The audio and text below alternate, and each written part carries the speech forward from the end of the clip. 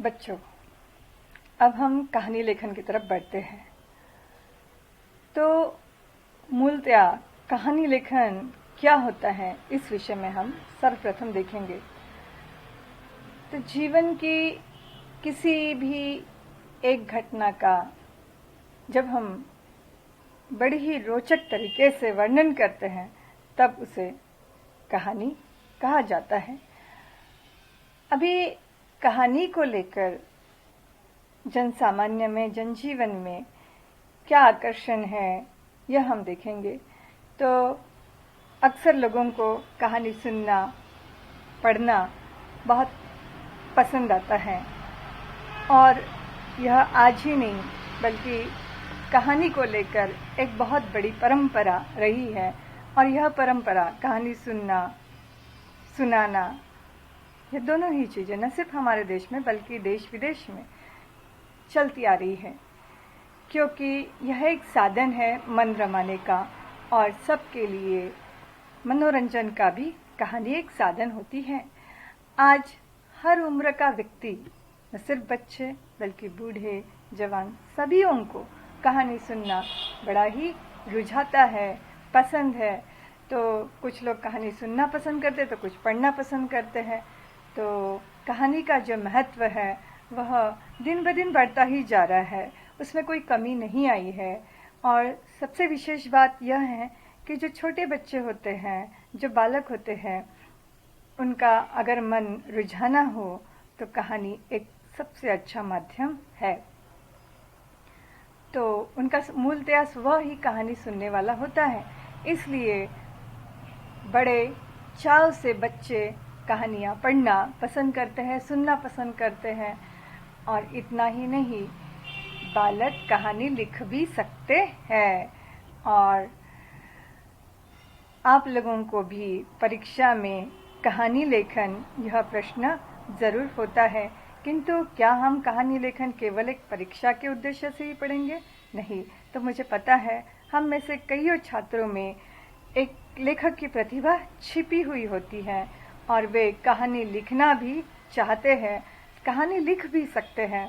तो अगर हम कहानी लेखक के तौर पे अगर हम कहानी लिखना चाहे तो किन किन विशेष बातों का हमें ध्यान रखना है और हमें जानना है कि कहानी लेखन किस प्रकार से की जा सकती है। हो सकता है आप छात्रों में से कोई छात्रा आगे चढ़कर एक उम्दा लेखक बन सके। इस दृष्टिकोण से भी आज हम कहानी लेखन पढ़ने जा रहे हैं। तो कहानी छोटे और सरल वाक्यों में लिखी जाती है, यह विशेष बात हमें ध्यान में रखना है। इसका उदाहरण आपको देते हुए मैं विशेष तौर पे प्रेमचंद जी का नाम लेना पसंद करूंगी। मैंने प्रेमचंद जी के जितने भी उपन्यास पढ़े हैं, जितने भी कहानियाँ पढ़ी है, तो मुझे यह महसूस हुआ कि उनकी भाषा शैली बड़ी ही सरल और सहज हुआ करती थी। और इसीलिए हिंदी जगत में, हिंदी कहानी जगत में प्रेमचंद का अर्थात प्रेमचंद जी का अपना स्थान अनन्य साधारण है। तो बच्चे जो होते हैं वह अक्सर कहानियाँ सुनने किससे पसंद करते हैं? तो अपने दादी से या नानी से कहानियाँ सुनना उन्हें बहुत पसंद होता है। छोटी छोटी कहानी लिखने में अभ्यास और कल्पना की आवश्यकता होती है। तो जितना हमारा कल्पना विश्व विस्तृत होता है, व्यापक होता है, उतनी सुंदर कहानी हम लिख सकते हैं। इतना ही नहीं, जैसे कि मैंने अरुंधति रॉय और रविंद्रनाथ टैगोर जी की कहानियों को पढ़ा तो मैंने जाना कि उनका जो निसर्ग होता है उसके प्रति बड़ा ही जो निरीक्षण क्षमता वह बड़ी पैनी रही है और उसको बखूबी उन्होंने अपनी कहानी में उतारा है, यह भी मुझे देखने को मिला है। तो हमारा जो निरीक्षण होता है वह भी गहरा होना बहुत ज़रूरी होता है। अभी निम्न वर्ग में विद्यार्थियों को पहले, निम्न वर्ग अर्थात जो नर्सरी, यूकेजी या पहली दूसरी कक्षा में क्या होता है कि बच्चों को चित्र दिखाया जाता है और कहानी के संकेत पढ़कर फिर कहानी बनाने या लिखने के लिए कहा जाता है। अभी यहाँ हमें किन किन बातों को ध्यान रखना है कि कहानी रोचक हो, सुनने वालों को बोरियत ना हो, इसलिए उसमें रोचकता होना बहुत ज़रूरी है और स्वाभाविक भी होना ज़रूरी है। क्योंकि वो जो स्वाभाविक होती है तो उसमें दिलचस्पी भी आती है। और घटनाओं का पारंपरिक संबंध जरूर होना आवश्यक है। एक घटना का दूसरी घटना से भी संबंध होना जरूरी है। भाषा सरल हो और कहानी से जरूर कोई ना कोई उपदेश मिले। तो अंत में कहानी का अच्छा शीर्षक देना भी उतना ही जरूरी होता है।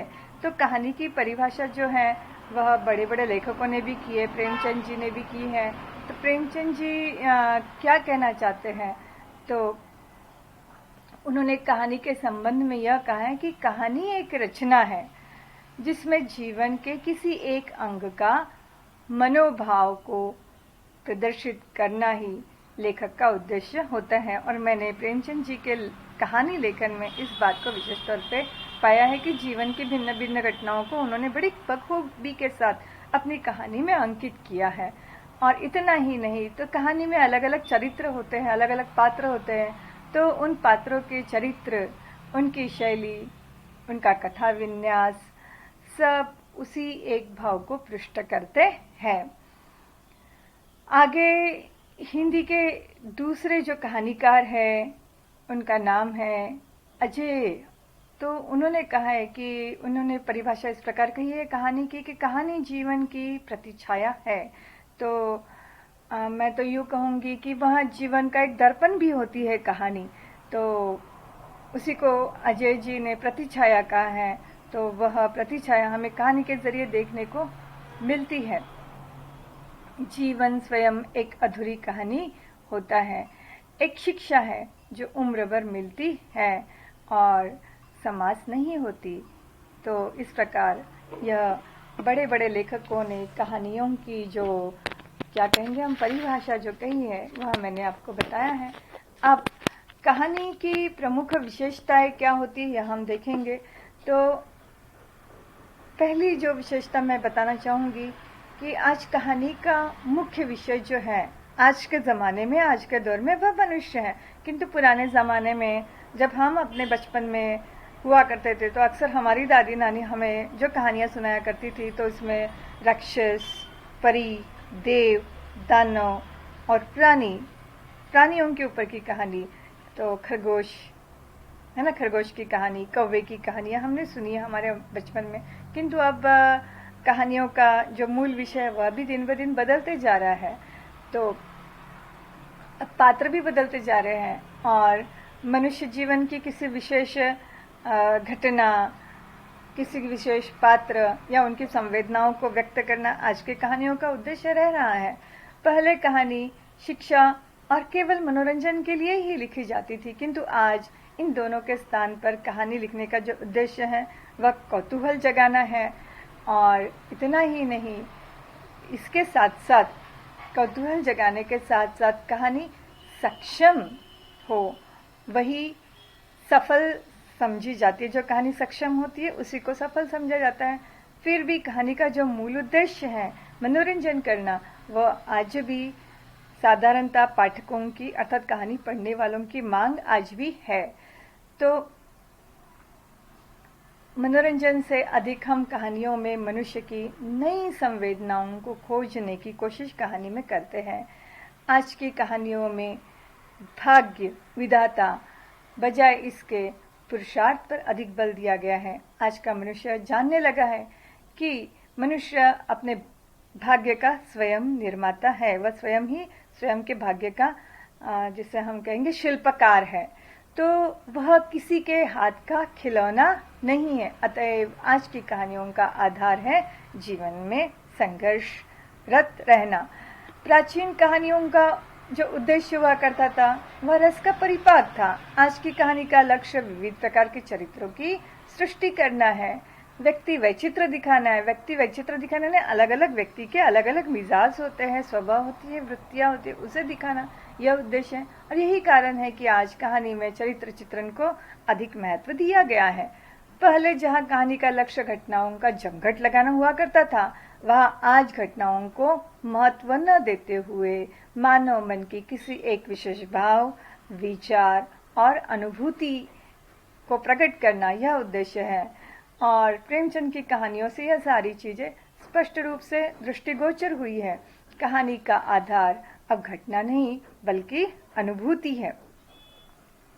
प्राचीन कहानी समष्टिवादी थी, उनके हितों को ध्यान में रखकर लिखी जाती थी। आज की कहानी व्यक्तिवादी है, जो व्यक्ति के मनोवैज्ञानिक सत्य को उद्घाटित करने की कोशिश करती है। तो मनोवैज्ञानिकों ने मानव मन के जिन स्तरों की खोज की है, उन स्तरों की गहराई में उतरकर मानवीय सत्य खोज कर उपस्थित करना, यह आज की कहानी का उद्देश्य है। तो बच्चों, मैं न सिर्फ परीक्षा के दृष्टिकोण से बता रही हूँ, कल जाके अगर आप बड़े कहानीकार, लेखक बनते हो तो ये सारी चीजें आप लोग, इन सारी चीजों की जानकारी आप लोगों को होनी बहुत जरूरी है। इस दृष्टिकोण से मैं बता रही हूँ। परीक्षा के दृष्टिकोण से अगर देखा जाए तो इतना सब लंबा चौड़ा मुझे बताने की आवश्यकता नहीं थी, किंतु मैं आप लोगों में एक अच्छे कहानीकार को भी खोजती हूँ, देखती हूँ। अच्छी अच्छी कहानियाँ आप लोग लिखते हो, मुझे पता है। और इस दृष्टिकोण से अगर आप में से कोई लेखक बनता है या कवि बनता है तो आपको इन सारी चीज़ों से वाकिफ कराना मैं अपना कर्तव्य समझती हूँ। इस दृष्टिकोण से मैं कुछ ये भी चीज़ें आप लोगों के साथ साझा कर रही हूँ। तो पहले की अपेक्षा आज की कहानी भाषा की सरलता पर अधिक महत्व देती है, क्योंकि पहले साहित्य से भरपूर हुआ करती थी कहानियाँ, लेकिन एक जो सामान्य व्यक्ति जब कहानी पढ़ता है तो वह इतने साहित्य की गहराई से वाकिफ नहीं होता है। इसलिए उसमें भाषा में सहजता और सरलता होना बहुत ज़रूरी है, क्योंकि उसका उद्देश्य जीवन की गांठों को खोलना होता है। अक्सर पुरानी कहानियों में किसी भी कहानी का अंत बड़ा ही सुखद हुआ करता था, किंतु आज की कहानी में कहानी का अंत हम कई दफ़े देखते हैं कि जो वास्तव होता है, अगर वो दुखद ही क्यों ना हो, लेकिन वास्तव भी कहानी का अंत दिखाया जाता है और जीवनगत समस्याओं के ऊपर प्रकाश डालने की कोशिश उसमें होती है। अंतहीन संघर्षों को अधिक से अधिक प्रकाशित भी आजकल के दौर में आज की कहानियों में देखने को मिलती है। अर्थात इन सभी का सारांश मैं ये कहना चाहूँगी कि कहानी जीवन की प्रतिछाया है, कहानी जीवन का दर्पण है। और मेरे ख्याल में, जैसे कि हम हिंदी फिल्मों में देखते हैं, कई फिल्मों में ऐसा हमें देखने को मिलता है कि कहानी में वास्तव दिखाने की बजाय कुछ अतिशयोक्ति और जो नहीं है वास्तव में उसे भी दिखाने की कोशिश करते हैं और हम उसी जीवन में जीते हैं। किंतु बजाय इसके हम कहानी में वास्तव भी दिखाने की कोशिश ज़रूर करना चाहिए लेखकों ने। तो यह सब कुछ होते हुए भी सामान्य पाठक कहानी में मनोरंजक तत्वों को जरूर ढूंढना पसंद करते, तो कहानी मनोरंजन से पूर्ण होना भी जरूरी है। अब हम परीक्षा के दृष्टिकोण से देखेंगे कि परीक्षा में जब हम कहानी लेखन करते हैं तो क्या क्या किन किन बातों को हमें ध्यान में रखना है। तो कहानी का अधिकाधिक प्रचार प्रसार होने के कारण छात्रों से भी आशा की जाती है कि वे इस और ध्यान दें और कहानी लिखने का अभ्यास जरूर करें, क्योंकि इससे उनमें सृजनात्मक शक्ति, सर्जनशीलता जागृत हो जाएगी और इसके लिए उनसे भी अपेक्षा की जाती है कि वह 4 बातों को ज़रूर ध्यान रखें। अब कौन कौन सी है? तो कहानी की सहायता या आधार पर कहानी लिखना। दूसरा जो प्रकार है उसमें रूपरेखा के सहारे कहानी लिखना। तो अक्सर हम हिंदी के परिचय में जब कहानी लिखेंगे तो हमें रूपरेखा दी जाती है और उन रूपरेखाओं का विस्तार करते हुए हमें कहानी लिखनी है। और तीसरा जो एक भाग होता है उसमें अधूरी या अपूर्ण कहानी होती है और उस अपूर्ण कहानी को हमें पूर्ण करना होता है। और चौथा जो प्रकार विशेष तौर पर छोटे बच्चों को दिया जाता है तो वो होता है कि चित्रों की सहायता से कहानी का अभ्यास करना। जैसे एक पेड़ में कौवा बैठा हुआ है, पहला चित्र रहेगा, और फिर दूसरे चित्र में उसके चोंच में कुछ पत्थर दिखाए जाएंगे और नीचे घड़ा दिखाया जाएगा, और चौथे चित्र में दिखाई देगा कि कौवा जो है घड़े के ऊपर बैठा हुआ है। पांचवें में दिखाया जाएगा कि वो अपने चोंच में से पत्थर नीचे डाल रहा है। तो वगैरह वगैरह ऐसे चित्र दिए जाएंगे और उस चित्र को देखकर हमें समझना है, हमें बूझना है और हमें कहानी तैयार करनी है। तो ऐसा 5वां प्रकार होता है। तो कहानी की सहायता या आधार पर कहानी लिखना। तो इसलिए हमें क्या करना है, मूल कहानी को ध्यान से पढ़कर कहानी लिखने का अभ्यास किया जाना ज़रूरी है। ये नहीं है कि परीक्षा में आ गए तो कुछ अंश आ गए, हमने उसको पढ़ लिया और अपने मन से कहानी लिख ली, सिर्फ इतना काफ़ी नहीं होता। तो हमें बहुत अच्छे लेखकों द्वारा लिखी गई, जैसे मैंने यहाँ अभी उदाहरण के तौर पे कहा है कि प्रेमचंद जी बड़े ही माहिर थे और बड़े ही हिंदी जगत में बड़े ही जाने माने लेखक हैं, प्रेमचंद जी हैं। और एक महादेवी वर्मा जी हैं। तो ऐसे बड़े बड़े लेखक हैं। अभी वर्तमान काल में जैसे वो कहानी नहीं लिखती हैं, उपन्यास लिखती हैं, लेकिन उनका नाम मैं ज़रूर यहाँ उद्धृत करना पसंद करूँगी, अरुंधति राय जी। तो उनकी भी किताबों की एक अपनी अलग थलग विशेषता है, उनके लेखन शैली की भी अपनी एक विशेषता है। और एक नाम तो लिए बिना साहित्य जगत अपूर्ण ही रहेगा, वह है रविन्द्रनाथ टैगोर जी। तो इन सभियों को के द्वारा रचित कहानियों को पढ़ना बहुत ज़रूरी है, ताकि हम में, क्योंकि लिखने से पहले पढ़ना बहुत ज़रूरी होता है, और हम में अगर एक अच्छा लेखक जागृत हो, एक अच्छा कहानीकार तैयार हो, अगर ऐसा हमें लगता है, तो हमें अच्छी अच्छी कहानियों को पढ़ना, भली भांति समझना, उनकी लेखन विशेषताओं को समझना बेहद ज़रूरी है, ऐसा मैं मानती हूँ। तो इसलिए मूल कहानी को ध्यान से पढ़कर कहानी लिखने का अभ्यास किया जाना ज़रूरी है। और इसके लिए आवश्यक है कि कहानी को खूब ध्यान से पढ़ा जाए, उसकी प्रमुख बातों, चरित्रों या घटनाओं को अलग अलग कागज पर संकेत रूप में लिख लिया जाना चाहिए। अब अलग अलग कागज मैंने इसलिए भी कहा है कि उस संकेत को जब हम बढ़ाएंगे तो फिर हमें जगह की ज़रूरी लगेगी, बराबर है, तो हम जितना चाहे उतना बढ़ा सकते हैं। इसलिए संकेत को अलग अलग कागज में लिखो, यानी मूल मुद्दे को अलग अलग कागज में लिखो और फिर कहानी को बढ़ाओ, और फिर अपनी भाषा में मूल कहानी को इस तरह लिखा जाए कि कोई भी महत्वपूर्ण बात या घटना या प्रसंग छूटने ना पाए। और यहाँ यह भी स्मरण रखना चाहिए कि मूल कहानी के आधार पर लिखी गई कहानी उससे अधिक बड़ी, लंबी न हो, उससे छोटी भी वह बन सकती है। इस प्रकार कहानियाँ लिखते समय छात्रों को जो भी बातें मैंने बताई है, उन बातों को ध्यान में रखना है। और कहानी में जो अलग अलग पात्र होते हैं, उन पात्रों का नाम विशेष भी होना ज़रूरी है, जगहों को भी नाम देना ज़रूरी है, जैसे कि रामपुर, सीतापुर, कानपुर, जगहों को भी नाम देना है, कहानी के पात्रों को भी नाम देना है अपनी अपनी समझ के मुताबिक। और दूसरी बात, जब हम कहानी का आरंभ करते हैं, कहानी की शुरुआत करते हैं, तो वह बड़ी ही आकर्षक होनी चाहिए।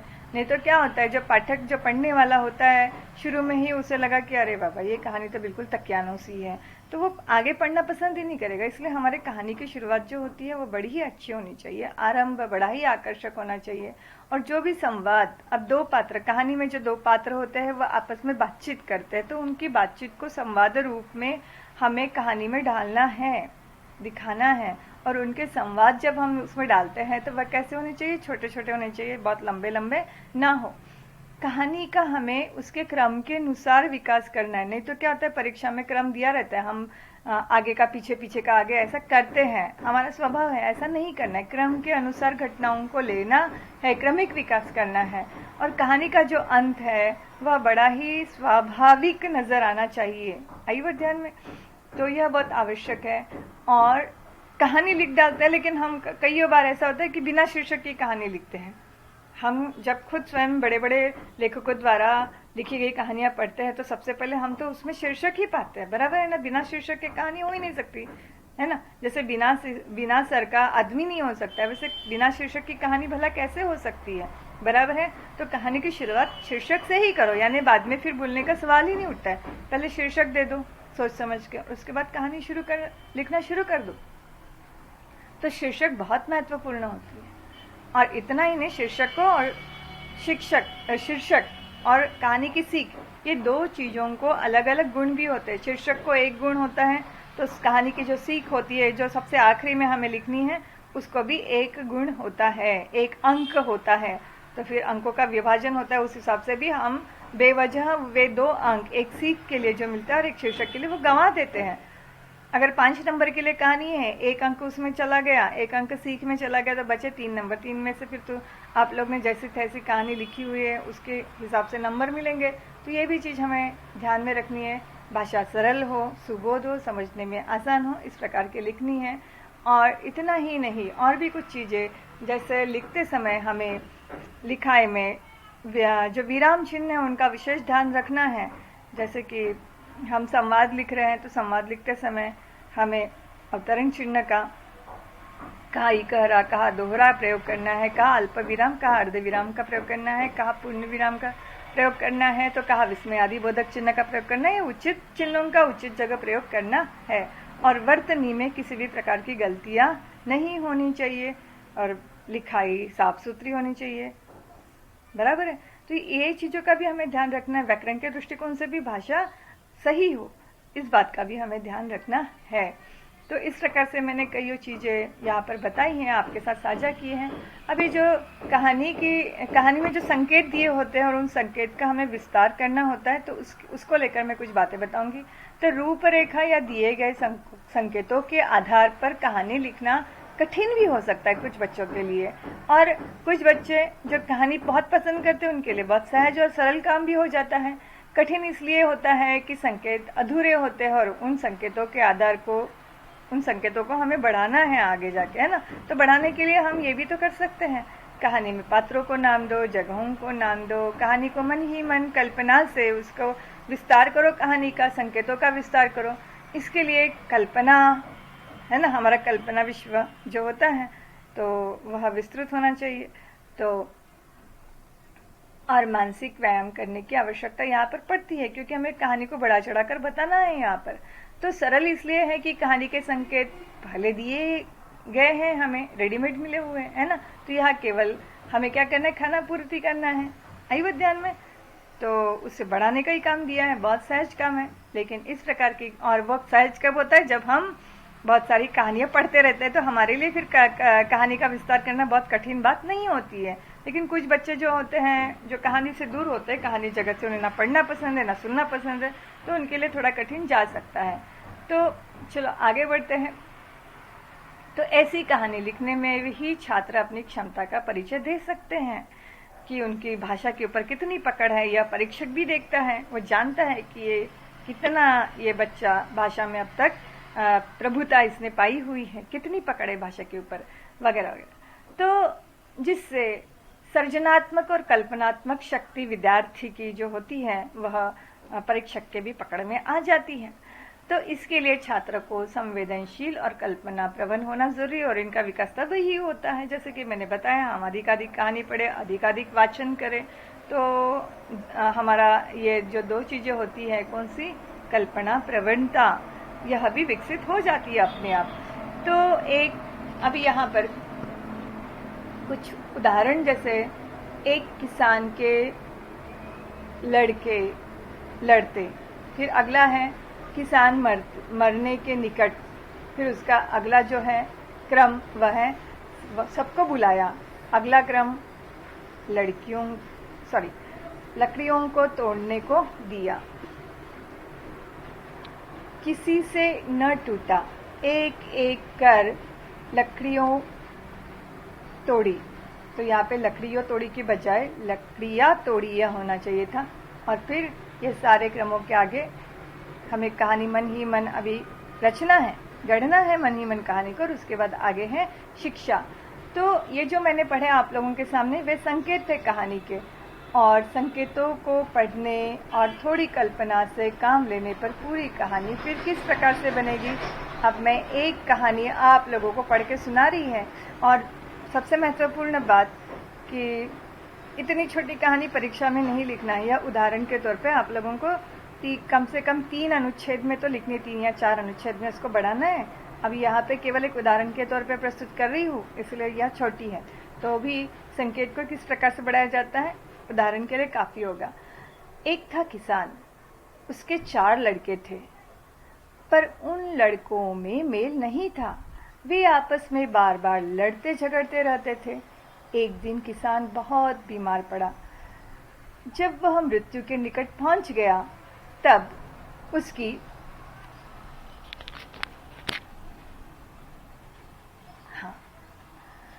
उसने अपने चारों लड़कों को बुलाया और मिलजुल कर रहने की शिक्षा दी, किंतु लड़कों पर उसकी बात का कोई प्रभाव नहीं पड़ा। तब किसान ने लकड़ियों का गट्ठा मंगाया और लड़कों को तोड़ने को कहा। किसी से यह गट्ठा न टूटा।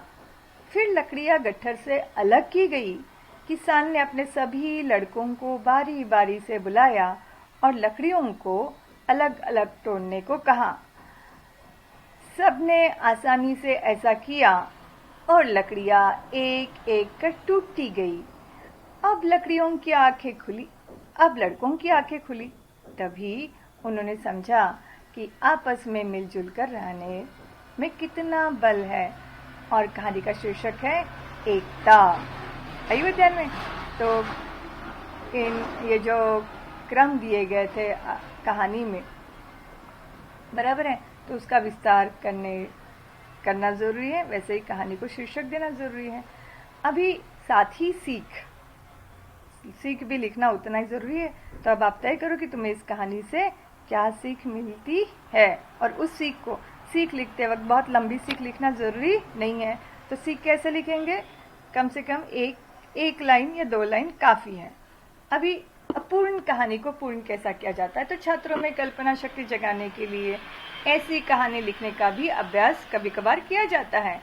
तो क्या किया जाता है? एक अधूरी कहानी या पूर्ण कहानी दी जाती है और उसे पूर्ण करने के लिए कहा जाता है। तो आप लोग को डराने की जरूरत नहीं है, क्योंकि हमारी जो परीक्षा पद्धति उसमें केवल क्या दिए जाते हैं? क्रम दिए जाते हैं और उसे हमें विस्तार करना रहता है। किंतु यह भी एक प्रकार होता है। तो इसमें भी आप लोग क्या कर सकते हो कि उस कहानी को पूर्ण रूप दे सकते हो। तो यहाँ पर एक कव्वे की कहानी जो मैंने अभी चित्र के तौर पे आपके साथ चर्चा की है, तो इसलिए इस कहानी को पढ़ना मुझे जरूरी नहीं लगता है। किंतु हाँ, ये कहानी थोड़ी सी अलग है। तो यहाँ पर मैं अब पढ़ दूं आप लोगों के लिए, ठीक है? तो कव्वे ने गाना सुनाने के लिए जो ही अपनी चोंच खोली, रोटी का टुकड़ा उसके मुंह से गिर गया। रोटी का टुकड़ा ले लोमड़ी हंस हंस कर खाने लगी और कौवा अपनी मूर्खता पर पछताने लगा। अब अगर दूसरी बार कौवा मांस का टुकड़ा ले आए तो लोमड़ी क्या करेगी? इस अपूर्ण कहानी को पूर्ण करना है। तो फिर आप लोगों को कैसे पूर्ण करेंगे? मन में एक कहानी तय करनी है पूरी, शुरू से लेकर अंत तक, क्योंकि ये ली कलम और ये लिखना आरंभ कर दिया, ऐसा नहीं होता है। पहले हमें मन ही मन उस कहानी का कैसे विस्तार करेंगे वगैरह वगैरह, ये सारी चीजें हमें सोचनी पड़ती है। तो कल्पना शक्ति के सहारे आप लोगों को ये जो अधूरी कहानी है उसे पूर्ण करना है, कोशिश करनी है। और अगला जो प्रकार होता है चित्रों की सहायता से। तो चित्रों की सहायता में भी मैंने जैसे कौवे की कहानी बताई थी, पहले चित्र में कौवा पेड़ पर बैठा है और अंत में वह मटके के ऊपर बैठा हुआ है, उस कहानी का जिक्र मैंने किया है। तो यहाँ पर मैं जरूर नहीं समझती कि आगे आप लोगों को बताया जाए। तो इस प्रकार हमने कहानी लेखन जो है चित्रों की सहायता से कहानी लिखना वगैरह, तो जो हमारी 10वीं कक्षा या 9वीं कक्षा के दृष्टि से जो कहानी लेखन है, तो उसमें जो होता है, जो प्रकार होता है, उस बारे में मैं जरूर बताऊंगी। तो वहाँ पर संकेत दिए जाते हैं और संकेत जो होते हैं उन संकेत के आधार पर जैसे कि यहाँ पर देखो, यहाँ संकेत दिए गए, तो इस संकेत के आधार पर हमें कहानी पूर्ण करनी होती है। तो इस प्रकार का ही प्रश्न होता है हमारे बोर्ड 10वीं के बोर्ड की परीक्षा में, 9वीं कक्षा में। तो हमें उसी हिसाब से सोचना बेहद जरूरी है। और इस प्रकार मैंने कहानी लेखन किस प्रकार किया जाए और किन किन बातों का ध्यान रखना है, ये सारी चीजें आप लोगों के साथ साझा की हुई है। तो आप इस बात को अच्छी तरह से पढ़े समझे, और फिर मैं आप लोगों को गृह कार्य में कुछ क्रम दूंगी और आप उस कहानी को पूर्ण करेंगे।